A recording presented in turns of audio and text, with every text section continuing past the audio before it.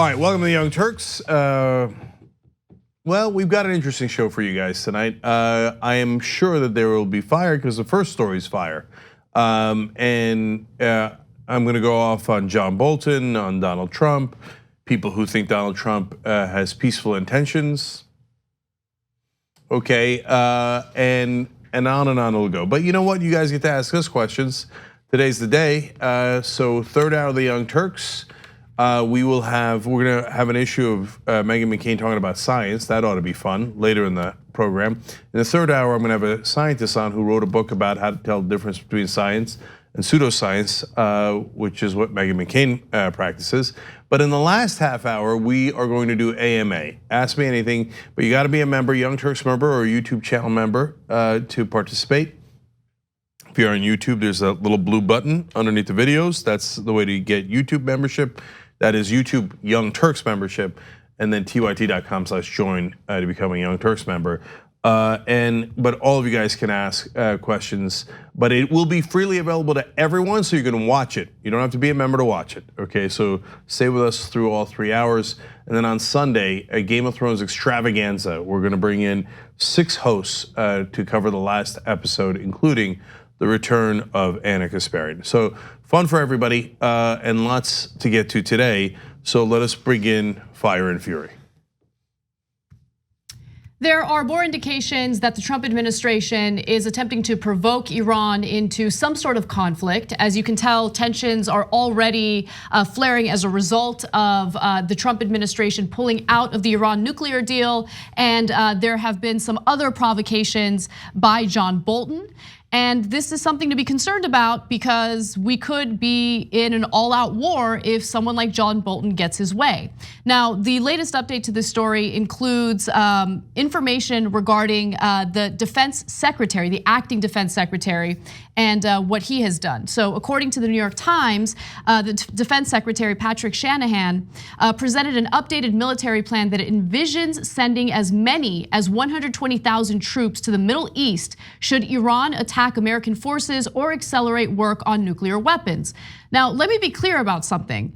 There is absolutely no indication that Iran plans on or has attacked American soldiers or American forces.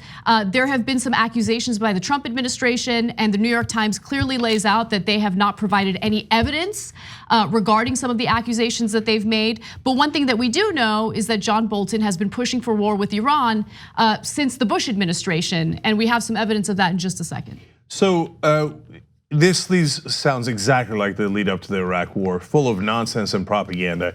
We're gonna break it all down for you, but first, let's note that for all my friends on the right and the left who thought that Donald Trump was a non-interventionist, a man seeking peace out of principle, 120,000 troops in the middle of the Middle East to provoke a war with Iran, which is 4 times the size of Iraq, is not a man looking for peace and is not a person who is interested in non-interventionism. And he has, of course, threatened Iran in dozens of ways, and saying they better watch out and there'll be grave consequences, etc. Now, another way that you know that he's not a man pursuing peace is that he hired John Bolton to be his national security advisor, literally the biggest warmonger in America. Some of the things that Bolton has pushed for would make Dick Cheney blush, so would make the late John McCain look like a dove. So John Bolton, who said we don't need diplomacy, we should take out 10 floors of the United Nations. A man that does not believe in diplomacy, only believes in war. Trump hired him. Would anyone interested in peace ever hire John Bolton? I guess your only defense could be Donald Trump is so pathetically stupid that he has no idea what anyone believes or has ever believed. But what John Bolton has as an ally is, yes, Trump's incompetence, because Bolton thinks, how did I get this lucky? I mean, we tricked Bush into war. I mean, he was pretty willing to begin with, but we had to pretend that Saddam was an enemy. We had to goad him saying, oh, your daddy couldn't get him, but maybe you can. We had to do these tricks. With Trump, it's so easy. He's a serial bungler, so we're gonna bungle him into war. We're gonna put so many troops in the middle of the Middle East that you can't avoid war. And then we'll tell Trump, are you gonna sit there and take it from the Ayatollah? So this is a recipe designed to provoke an unbelievable, disastrous war. If they actually execute it and they put those American troops in the middle of the Middle East, provoking Iran, you will definitely get war. Well, just to back up a little bit and give you some more context, everything the Trump administration has done to this point has been to provoke war. So first you have Donald Trump pulling out of the Iran nuclear deal, and Iran, to its credit, continued following the guidelines of that deal because there are other countries involved. You have Germany, you have France, you have Britain. They all co-signed onto that deal, and they were still doing business with Iran even after Trump had pulled out of the nuclear deal. Now, Trump is essentially saying, and the administration is essentially saying to all of these European countries, if you continue to do business and if you continue importing oil from Iran into your own countries, well, then you're gonna face sanctions yourselves. And so Iran has realized, okay, well now no one's doing business with us because of the United States. So we might actually start enriching uranium. And that has basically, that was the reaction that the Trump administration wanted because they want the excuse, they want the reason to pursue Iran militarily. Now, can I just say on that front, I'm gonna skip ahead a little bit to give you some amazing quotes from the New York Times on that part of the story. They say at one point, quote, "It is not clear to American intelligence officials what changed Iran's posture," because they claim that Iran has gotten a little bit more aggressive in the latter parts of April and into May. It's not clear what changed their posture. Now, in the same paragraph, they explained that we started a clampdown on all oil exports last month in April. Wow, it's not clear. I can't quite figure it out. Gee, I wonder what it is. Then the next paragraph. Also in April, the State Department designated the Revolutionary Guards designated the Revolutionary Guards a foreign terrorist organization over objections from the Pentagon and intelligence officials who feared reprisals from the Iranian military. And then we haven't gotten the reprisals yet, but we've got hints of them actually getting ready.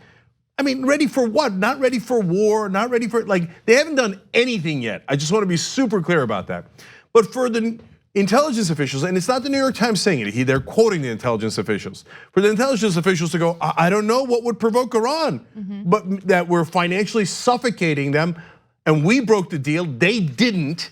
And then we designated their military terrorist organizations and froze all their funds all across the world because nobody can work with terrorist organizations.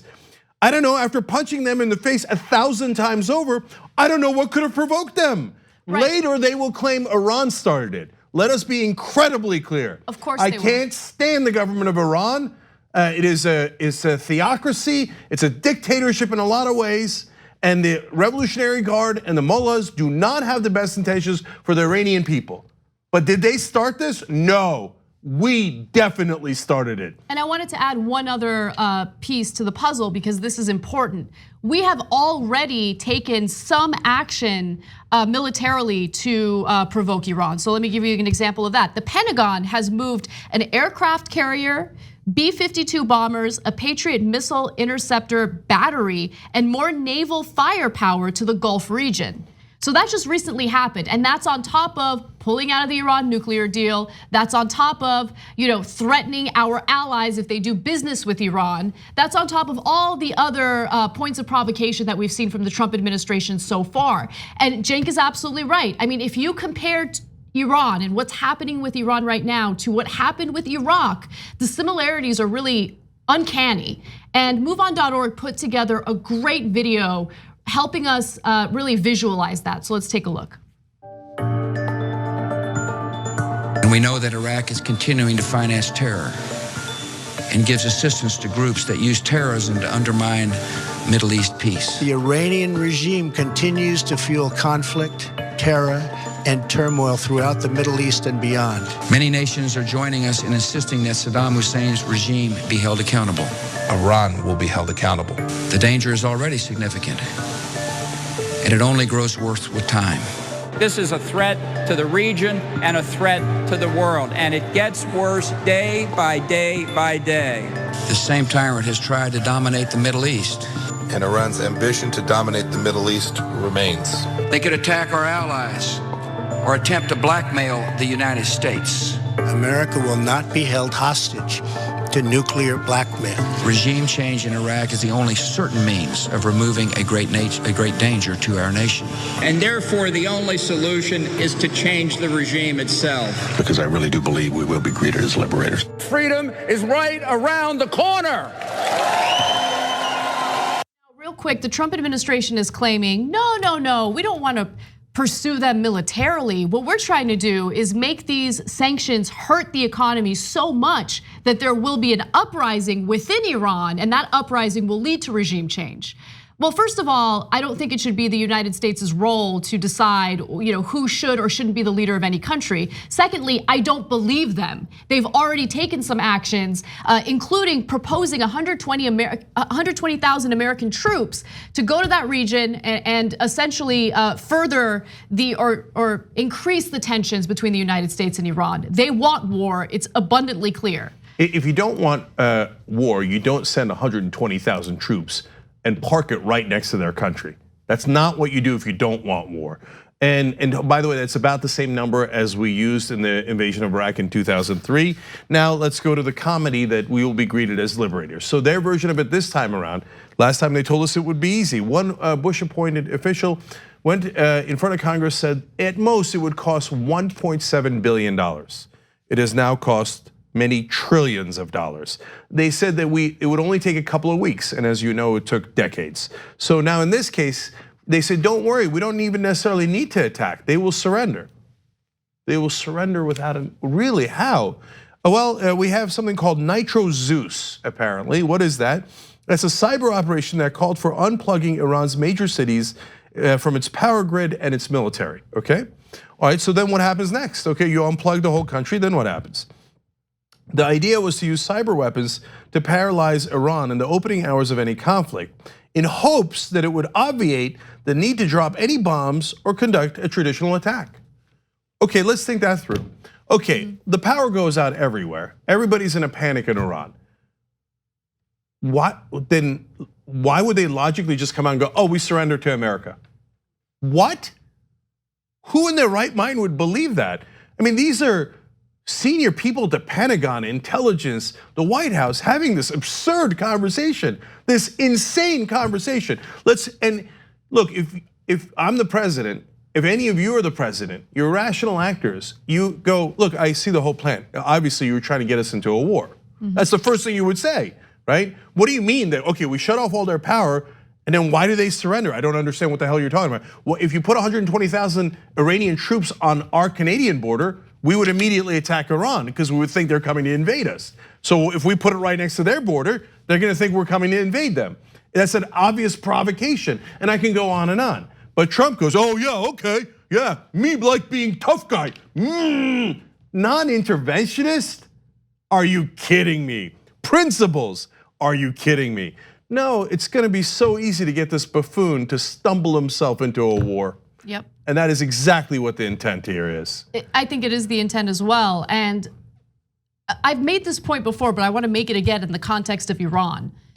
What do we communicate to the world with these regime change wars? Because people like to pretend as if our actions or our foreign policy toward one specific country is somehow compartmentalized and it doesn't send a message to the rest of the world, but it does. So if you approach someone like Kim Jong-un and you try to get him to unilaterally denuclearize when you're trying to push for regime change in Venezuela, you're trying to push for regime change in Iran, do you think that Kim Jong-un would be stupid enough to give up his nuclear weapons, knowing that the United States does this over and over and over again? Are we really gonna put more of our troops in danger for this war? I mean, these government officials apparently think that it's totally okay to risk their lives over nonsense like this. Okay, now let's go to more propaganda. Garrett Markey, a National Security Council spokesman, said, Iran's default option for 40 years has been violence. No, that's kind of been our default option. You heard in the tape, and brilliantly put together by Move On there, of Pompeo saying, Iran wants to dominate the Middle East. we've been trying to dominate the Middle East for the last 40 years. And how did we do it? We did it through force and violence. We invaded Afghanistan. You can say there was a good reason to, but we did. We did invade them. We did use our military. And then we used our military to invade Iraq. Then we used our military to bomb almost every country in the region.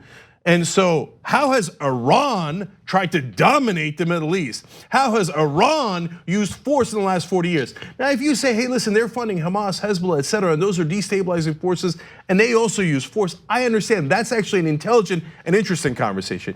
If you claim we're innocent, and golly gee, oh my God, Iran is trying to influence their region, while what? We say Venezuela, that's in the Americas, we own it. We're gonna tell them what to do with their elections. We're gonna tell them what to do with their government. It's our region, right? And then you go all the way over to the Middle East, you start endless number of wars, you never leave, and then you accuse Iran of using too much force and trying to dominate the Middle East. That's Orwellian. This is 1984, where they go and start wars and then go, there was nothing we could do. Iran was so forceful and violent that we had to preemptively attack them. Listen to that sentence.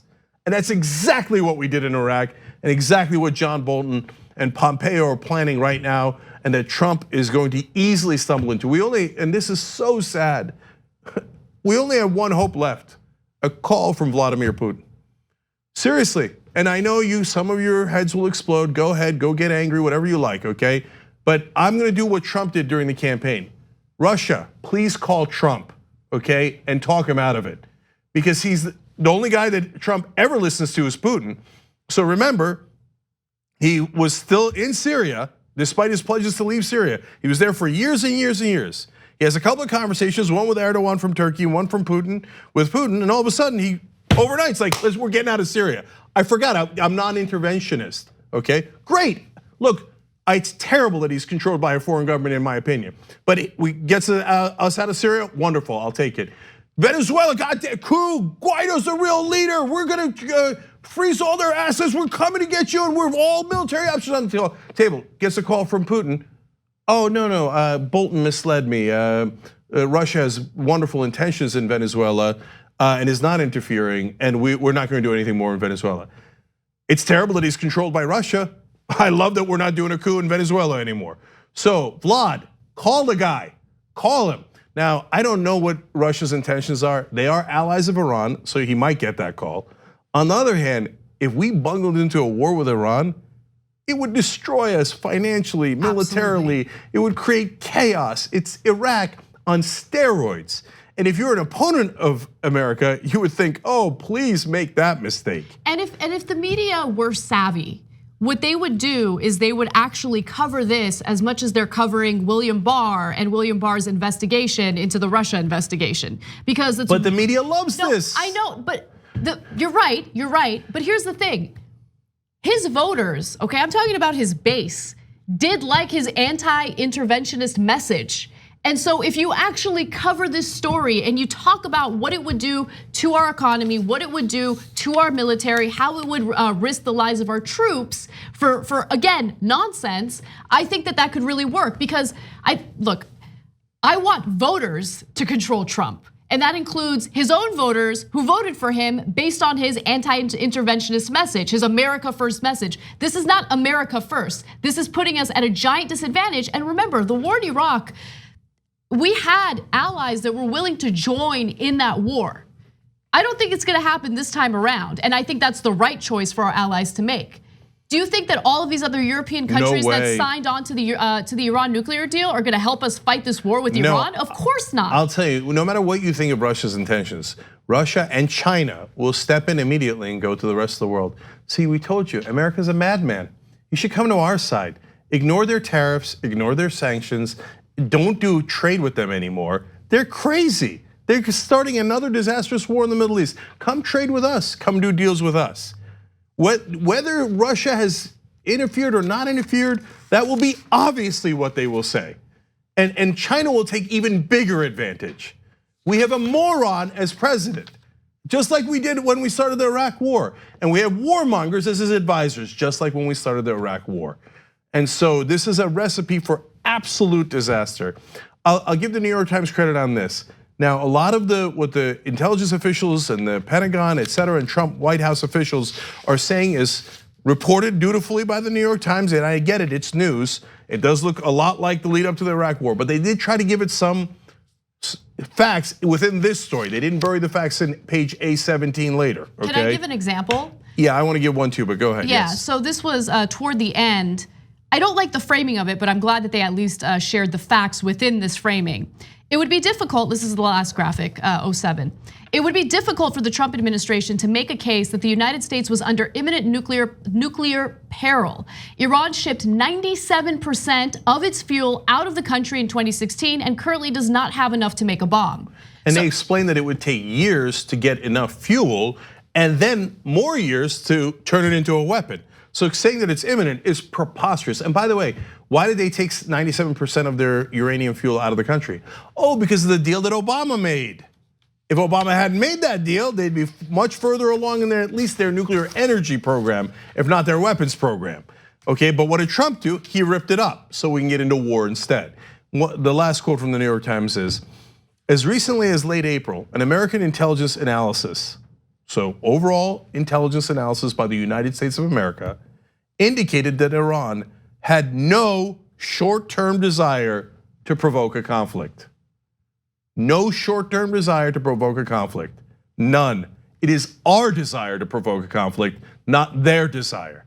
And if you stop and think about it for a second, of course, will it be a disastrous war for us? Yes, but it'll also be way more disastrous for them.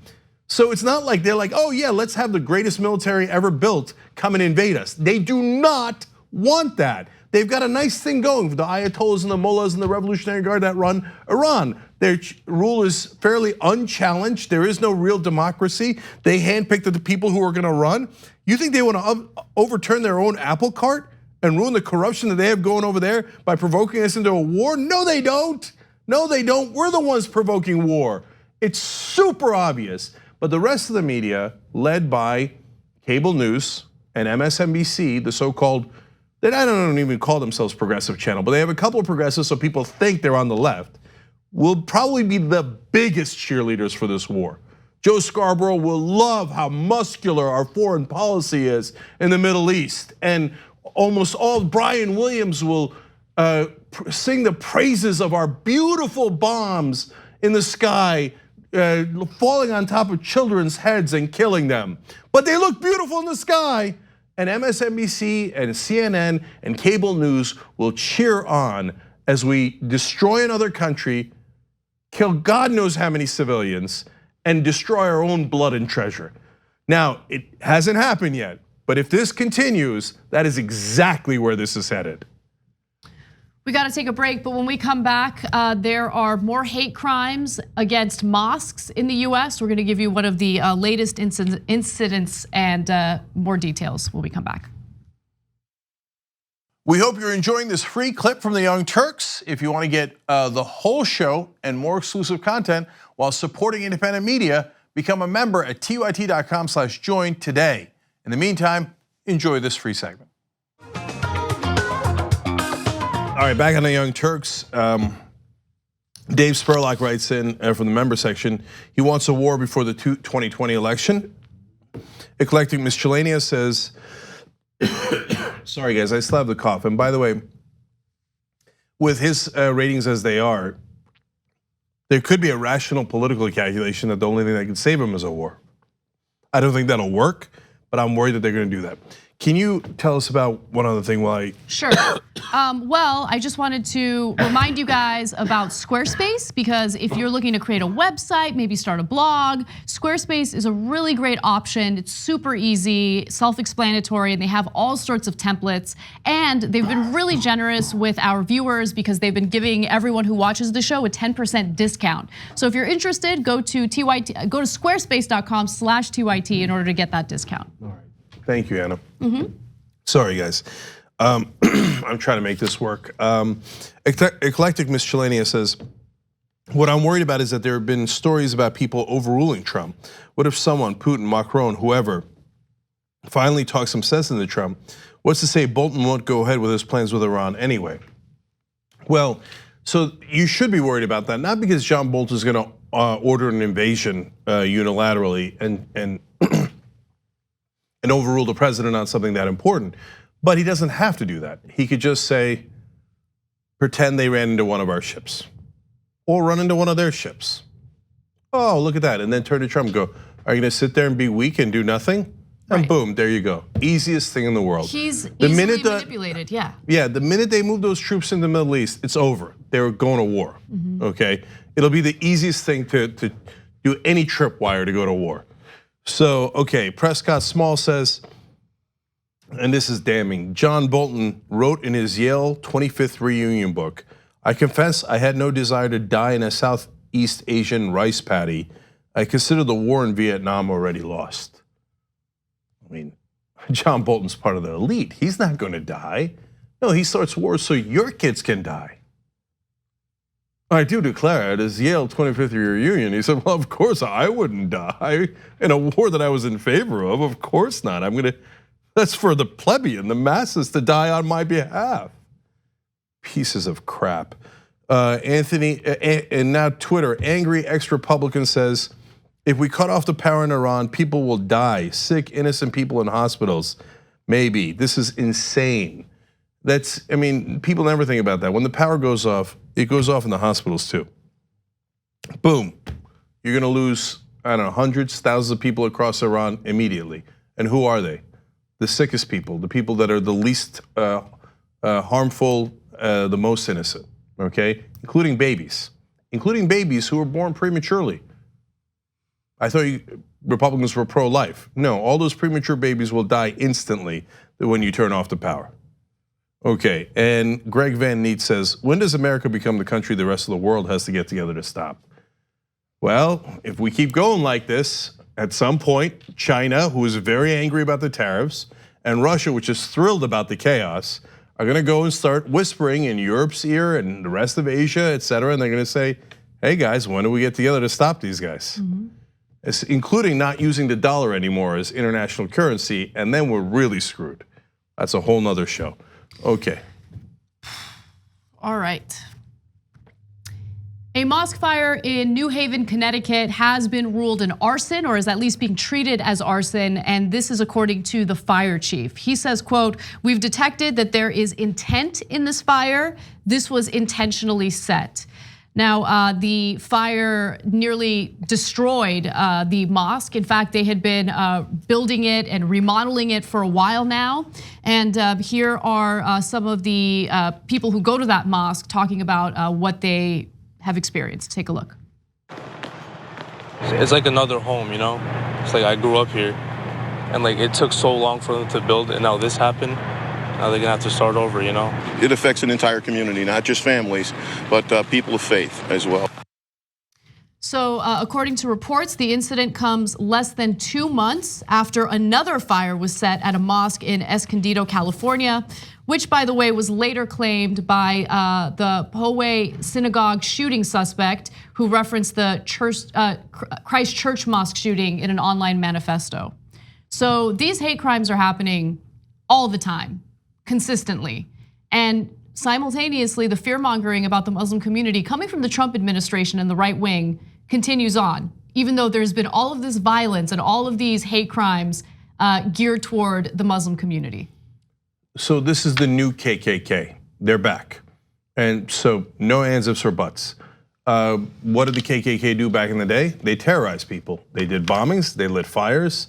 They would do cross burnings in front of your house to terrorize you. They're the original domestic terrorists, the worst we've ever had in this country. Let me be clear and say that again. The KKK is the worst domestic terrorist we have ever had in this country. Anyone who disagrees with that obviously doesn't care about facts, doesn't care about the people that they terrorized. You would say they don't count under what definition? The only reason you would say that the KKK doesn't count as domestic terrorists because you think, well, they didn't terrorize my people, so I don't really care. But they terrorized millions of Americans, and they did it on purpose, and that was exactly their point, the terror. And what was the other thing that they did? They firebombed churches, black churches. So now the new KKK, aided and abetted and egged on by the right wing, go around bombing synagogues or shooting up synagogues and lighting mosques on fire all across the country in an effort to terrorize people and to murder them. And let me give you another example, and this is not too far away from New Haven, Connecticut. Just last month in Hartford, Connecticut, that's again less than an hour away from New Haven, staff at a mosque received a violently racist phone call from someone threatening to burn down the building, and that's according to the Hartford Current newspaper. So again, there are either very specific threats of violence against this community, there are actual cases of arson, there are actual instances of people shooting up the synagogues, which we've talked about on the show. Had this been a church, had this been an act of violence or an act of arson against, done by a Muslim against any other community in the United States, this would be a huge story. But these types of stories fly under the radar all the time, because they just don't matter. I just don't think they matter to the public's consciousness here in the US. And you all know, and it doesn't matter if you're a right winger or not. If there was a string of Muslims going and shooting up synagogues and lighting churches on fire and doing massacres one after another, you know what would happen? National emergency. People would go nuts. That's all they'd ever talk about, and they would take actions against Muslim Americans, people that are coming into this country, and other Muslim nations. But it doesn't have to be just Muslims. Imagine if it was black radicals. Not that any exist right now, but if they did exist, I guess the fantasies that Bill O'Reilly used to have and a lot of Fox News hosts still have about Black Lives Matter. Now they're incredibly peaceful, they've done no violence whatsoever. But in their minds, they call them terrorists. They call them terrorists for what? Chanting, for a chant they didn't like, right? Imagine if Black Lives Matter started burning up white churches across the country, shooting up synagogues. What do you think would happen? That's all the country would talk about, and they would blame every black person in America. They say, you see that? Okay, they can't get them under control. Why can't the moderate blacks do something about them? Why can't the moderate Muslims, which they have already said a million times, do something about the rest of them? It's their fault. It's all of their fault because the moderates won't do anything. If you say it about white people, they'll lose their minds. You can't say that about white people. You can only say it about minorities, and then it's all totally cool. So now the reality is, as we've said 1,000 times, we'll say it again, you cannot blame whole groups of people for the actions of some. But in this case, there are some people, not all of them, some people that are actively egging this on. Yes. And one of them is the president. Yes, yes. And that's the point that I wanted to make. I mean, his whole campaign platform included this message of, I'm going to keep you safe. But what he has done is he has emboldened the worst parts of society, the worst people in society, to literally go out there and carry out acts of violence. He has fueled the paranoia among people who are mentally ill. He has encouraged people to act out in ways that disgust me and should disgust everyone in the country. He has taken whatever divisions existed in the country prior to the election and he has deepened them. And that is definitely clear in the increase in hate violence that we're seeing, hate crimes that we're seeing. And these random acts of arson, it's not random, I mean, obviously it's motivated, but these acts of arson and these shootings that are specifically targeted toward people who are not white, who are not Christian, period. I mean, Ilhan Omar, a United States congressperson, got a specific threat saying, I'm going to put a bullet in your effing skull. The next day, Trump came out with a terribly out of context attack video against Ilhan Omar, insinuating that she was happy about the 9/11 attacks, thereby fueling more death threats against Congresswoman Omar. He doesn't care. It's not the bug, it's the feature. He wants to terrorize Muslims and minorities in this country, and he sets his hounds across the country, the new KKK, to do it for him. And sometimes they even pick up tiki torches and say things like the Jews will not replace us. And then he says, what do you mean? They're very fine people. It's not like he's hiding it. The only reason why anybody's having a false debate about it is because cable news must call everything 50-50 and must have false debates. So last thing in this is actually a silver lining. The local area churches said to the Muslims in the neighborhood who were affected, you come pray with us.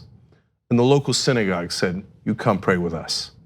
And so they opened up their churches and their synagogues for the Muslim Americans among them. That is the best of America. Donald Trump and his new KKK is the worst of America. All right. Authorities in Texas are investigating a police shooting of a schizophrenic black woman that led to her death. Now, Pamela Turner was recognized by the cop in question while she was in the area. The cop was patrolling and allegedly recognized her and had suspected that she had outstanding warrants against her. And that's when things unfortunately escalated. The video that we're about to show is horrifying, difficult to watch, it's graphic. I wanna make sure to give you that warning before we toss to it, so be warned. Let's take a look. I'm walking. I'm actually walking to my house.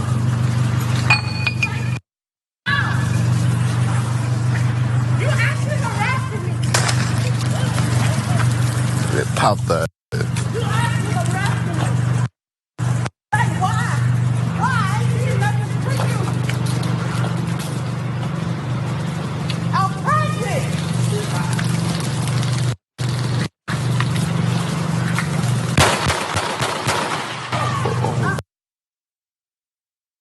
Jesus Christ. So if you watch the video, you could hear her say, "I'm pregnant." Her family has responded to that and they said that they can't confirm it. They don't know whether she was pregnant or not. And the police department is saying that they have to wait until there's an autopsy, obviously, to either confirm that or confirm that it's not true. Nonetheless, her sister. You know what the police said? The police said they're searching for the person who recorded the video. Yeah, that is what they said. Because that's apparently the real danger. And the Lieutenant Steve Doris, the Baytown Police Department person that is responding here, said it's unfortunate that somebody takes a tragic incident like this and posts it on social media. It's unfortunate that you find out that we murder people in the streets.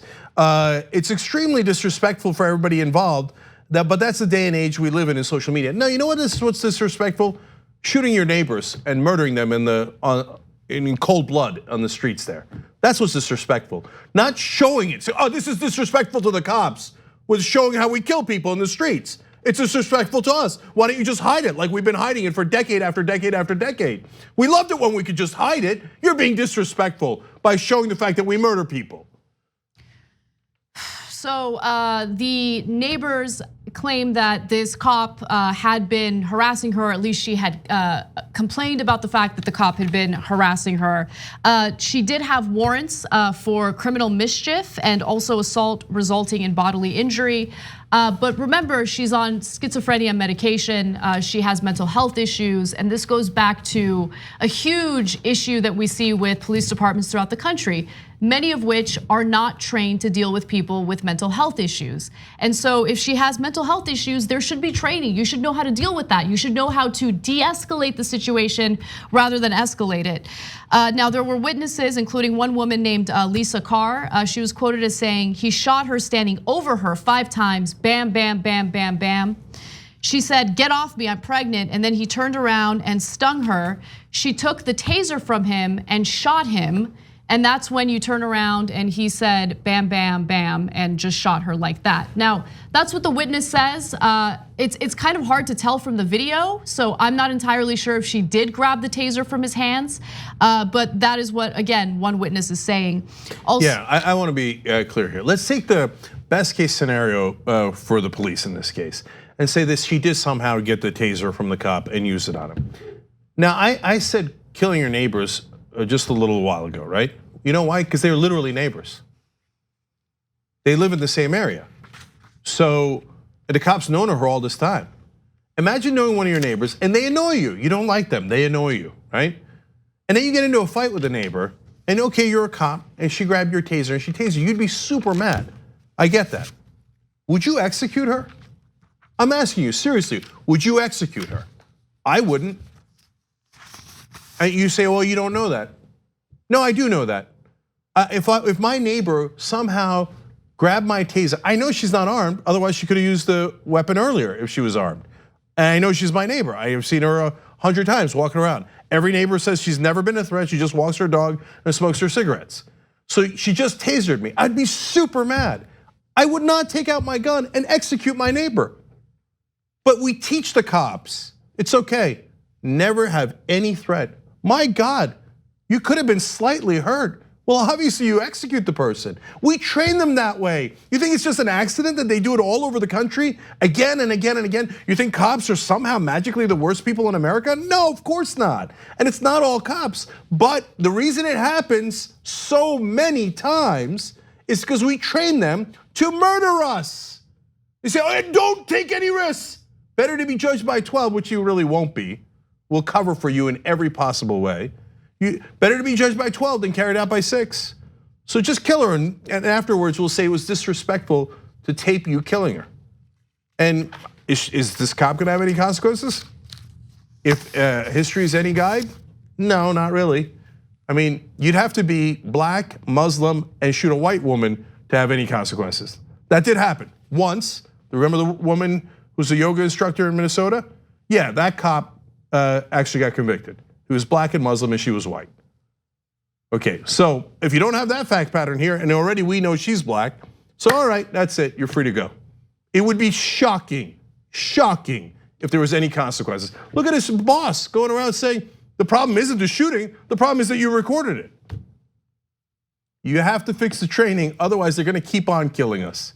And yes, it's much worse for blacks in this country. And if you don't acknowledge that, and you don't acknowledge statistics and facts, that says something about you. But it also applies to all of us. The only people that it doesn't apply to are the elites. The elites say this, and they're not bad people. You know, if you're an anchor somewhere on television, you're still a person, and you're probably most of them are decent people. They go, oh, that's a tragedy. But they don't think, oh my God, that's an imminent danger to me or my family. They think, well, that's never gonna happen to me. I live in Beverly Hills, I live in Manhattan, I live in Park Avenue. That's not gonna happen to me. And they're right. It's very, very, very unlikely to happen to them. It's not gonna happen on Wall Street. No, it's gonna happen to someone else. So you could just go, oh, well, that's a shame, and move on with your life. Whereas the rest of us are out here getting killed by cops we train to kill us.